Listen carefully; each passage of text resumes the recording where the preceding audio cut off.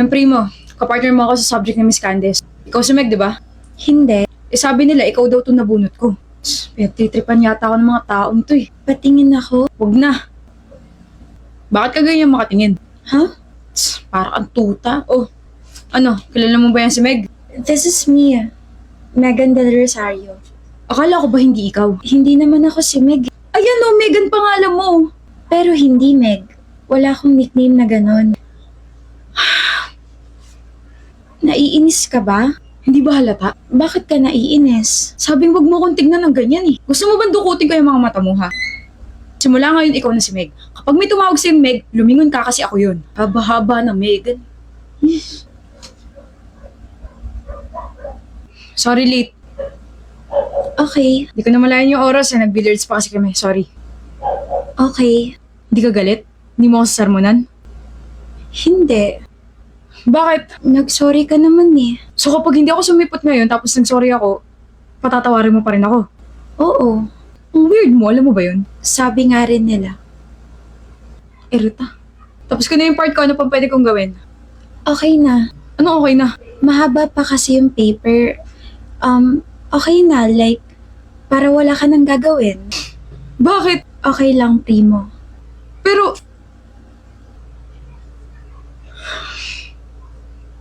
Hindi mo naman kailangan pumunta rito. tutulong ako. Mamaya hindi mo pa ako isama kapag pinasa mo yan. Isasama kita. I promise. Cross my heart kahit ayoko pang mamatay. Sandali.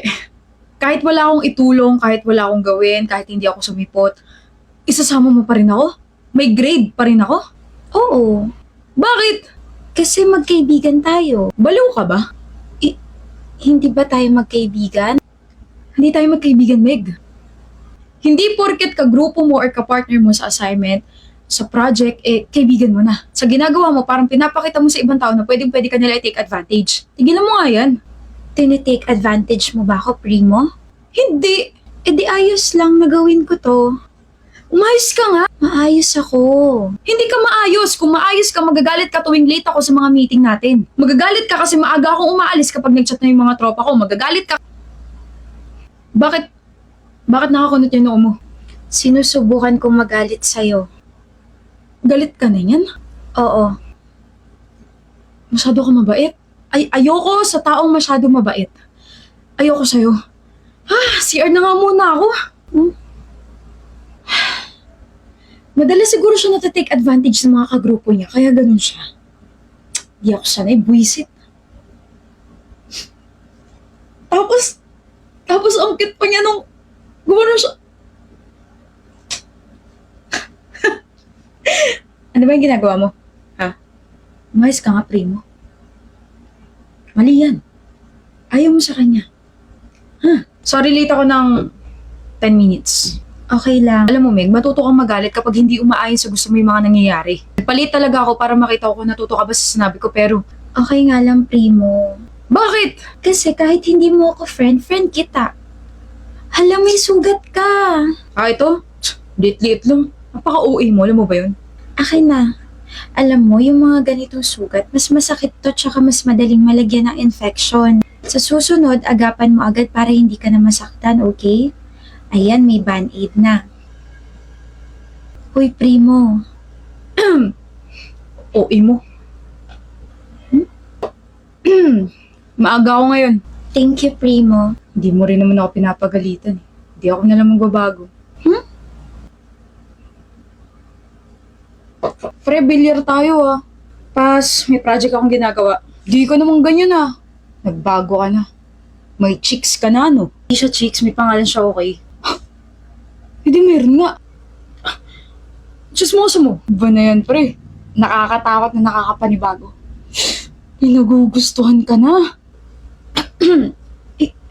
Hindi ko siya gusto, no? Kung hindi mo siya gusto, di crush. Crush? Napaka-imposible. Ayoko sa kanya. Masyado siya mabait. Nakakairita siyang kausap. Alam mo yung mabait na sinasabi mo? Binabago na yung takbo ng buhay mo. I'm so proud of you. Daming alam. Alis na nga ako. Hoy, Meg. Bakit, Primo? Ikaw pala. Bakit parang disappointed ka?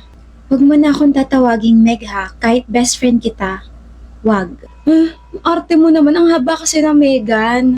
Si Primo lang ang pwedeng tumawag sa akin yan. Sino si Primo? Yung crush ko. Crush. Ngayon lang kita nakita rito sa department namin. I'm Kara. Dennis. Ang pogi mo.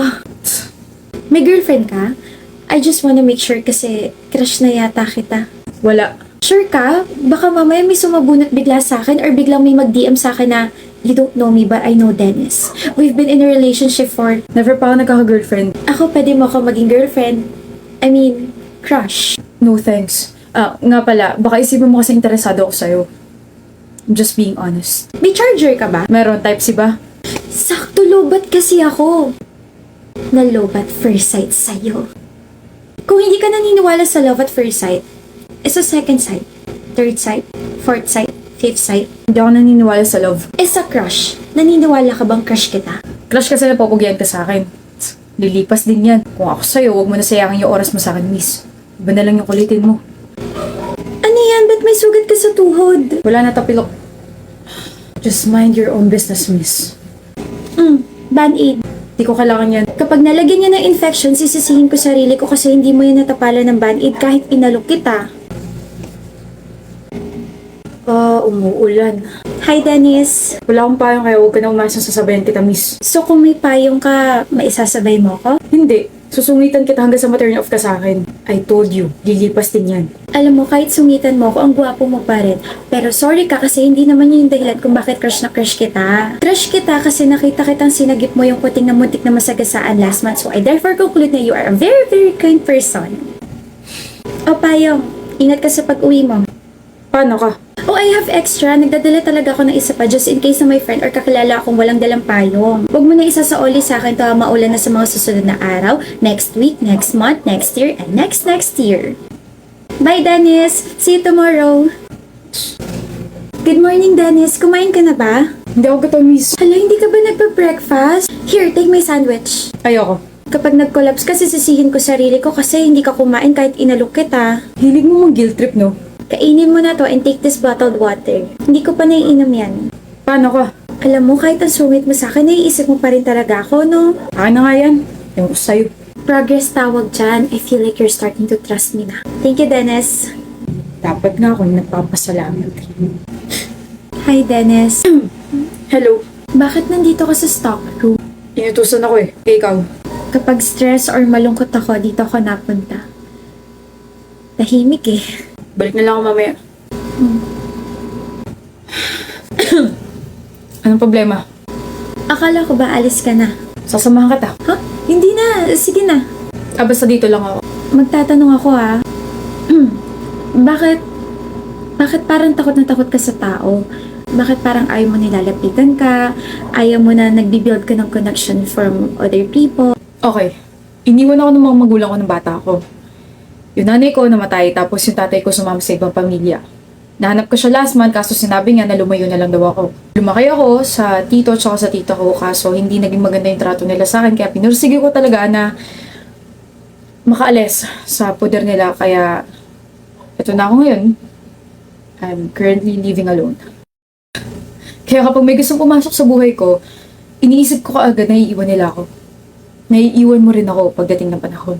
Kaya huwag mo na sayangin yung oras mo sa akin. Hindi naman kita iiwan eh. Kara, Oh, sinabi mo na yung pangalan ko. nagdudugo yung ilong mo. Kara! Pang ilan na yan? Pang-anim na. Hindi mo pa rin alam kung sino naglalagay? Hindi ko mo tsempohan eh. Tinry ko pumasok na maaga pero nakapatong na agad yung flower sa desk ko. Kakaintriga naman, kainis. Sana all. Chad? Oh. Ikaw ba nag-iiwan ng mga flowers sa desk ko? Natanggi ko yung desk mo. Nalaglag to bulaklak kaya pinulot ko. Oh. Awe, tunog dismayado ka yata. Ine-expect mo ba ako naglalapag ng mga basurang bulaklak dyan sa desk mo? Basura? Oo, bakit? Hindi lang yan yung basura. Pati yung nagbibigay, basura rin. Di ka man lang mabigyan ng totoong bulaklak. Bitter ka lang siguro. Hindi ako bitter. Bitter ka, Chad. Bakit ako magiging bitter ako nakapag-break sa'yo? Visit, bakit ba ako nakikipag-usap sa'yo?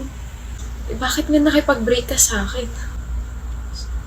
Girl, walang iniwan na bulaklak sa desk mo ngayon. Bakit kaya? Obligado ba yung taong yun na mag-iwan? Oo, hindi man lang pinaabot sa Valentine's. Ay, nabitin kilig ko. Olivia, pupunta kaming mall. Sama ka? No, may pupuntahan ako eh. Sino kaya yun? Tao po. Tao po. Ano ba yun? Chad, Ginagawa mo rito? absent ka kasi. O ano naman sa'yo? Ngayon ka lang umabsent so I got worried. Ay, mas ka na. Well, hindi ako aalis hanggat hindi mo inaaman na ikaw talaga yung naglalapag ng mga bulaklak sa desk ko. Nagsasabi mo dyan. Bakit ka may hawak na bulaklak na katulad nun sa akin? Anak ng gatas naman. Easy. Oo na. Sa akin galing yung mga yun. Okay na. Umalis ka na. Mahal mo pa rin ba ako? Anong klaseng tanong yan? Chad naman ni, kailangan ko malaman. Kailan ba ako tumigil na mahalin ka? Uy, bakit ka nakapag-break sa akin kung ganon? Tinawag mo pang basura yung mga handmade flowers pero ikaw rin pala yung gumawa nun. Di kita maintindihan. Baka tawanan mo ako eh. Nung Christmas, may nagpadala sa'yo ng 24 roses, di ba? Hindi ko tinanggap yun, sinauli ko yun. Alam ko. Sinoli mo naman yun pero insecure ako eh. Pakiramdam ko hindi ako karapat dapat para sa'yo. Kaya yun, pagkatapos ko makipag-break sa'yo, nagalit ako sa sarili ko. Ba iniisip ko nung time na yun? Tapos napagdesisyonan ko na mag-part-time sa isang fast food chain para kapag nagbalikan na tayo, may mabibigay na ako sa'yo. Tapos bumili ako ng materials pang crochet kasi yun yung kasya sa budget ko eh.